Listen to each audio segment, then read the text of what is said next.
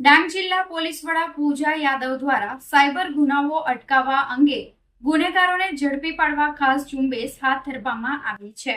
આ અંતર્ગત નાયબ પોલીસ અધિક્ષક કે.આર. ડીમરી તથા SC/ST સેલના નાયબ પોલીસ અધિક્ષક જનેશ્વર નલવાયાની સીધી દેખરેખ હેઠળ સાયબર ક્રાઇમ પોલીસે બેંક કર્મચારી સાથે ફ્રોડ આચરીને ફરાર થયેલા આરોપીને ટેકનિકલ એનાલિસિસ અને ડિજિટલ પુરાવાના આધારે છત્તીસગઢ રાજ્યમાંથી ઝડપી પાડવામાં આવ્યો છે।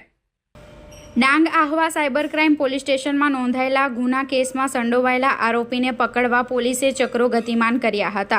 આધુનિક ટેકનોલોજી અને વૈજ્ઞાનિક પદ્ધતિથી આચરેલા આ સાયબર ફ્રોડનો ભેદ ઉકેલવા માટે પોલીસે ટેકનિકલ વિશ્લેષણનો સહારો લીધો હતો, જેના આધારે આરોપી છત્તીસગઢમાં હોવાનું લોકેશન ટ્રેસ થયું હતું। ડાંગ પોલીસની ટીમે તાત્કાલિક છત્તીસગઢ પહોંચી આરોપી પ્રિયાંશુ મહેન્દ્ર ચંદ્રાકારને ઝડપી લીધો હતો। આરોપી છત્તીસગઢના ચંદખુરી ગામના સડકપારા વિસ્તારનો રહેવાસી છે। પોલીસે તેને અહીં લાવી સઘન પૂછપરછ હાથ ધરી છે। પોલીસે આરોપી પાસેથી ગુનામાં વપરાયેલા સાધનો સહિત 1,38,500 રૂપિયાનો મુદ્દામાલ પણ રિકવર કર્યો છે, જેમાં 2 નંગ કમ્પ્યુટર, 1 લેપટોપ, 1 રાઉટર અને 1 મોબાઈલનો સમાવેશ થાય છે। અત્રે ઉલ્લેખનીય છે કે ડાંગ પોલીસ દ્વારા નાગરિકોની સુરક્ષા માટે વિવિધ હેલ્પલાઇન નંબર પણ જાહેર કરવામાં આવ્યા છે, જેમાં સાયબર ફ્રોડનો ભોગ બનવા પર તાત્કાલિક 1930 પર સંપર્ક કરવા જણાવવામાં આવ્યું છે।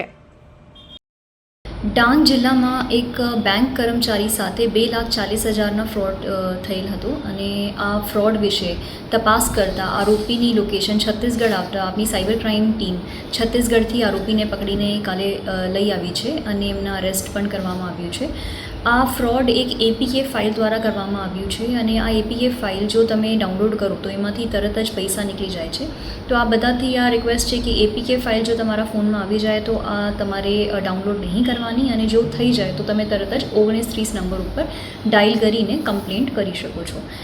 આ તપાસ દરમિયાન એક રાઉટર, એક લેપટોપ અને 2 કમ્પ્યુટર આ રિકવર કરવામાં આવ્યો છે, સાથે સાથે એક મોબાઈલ ફોન પણ રિકવર કરવામાં આવ્યો છે અને એક સારી કામગીરી સાયબર ક્રાઇમ પોલીસ સ્ટેશન દ્વારા કરવામાં આવી છે। આવી રીતે સાયબર ક્રાઇમ ઉપર કડક કાર્યવાહી આગળ પણ કરવામાં આવશે। જય હિન્દ।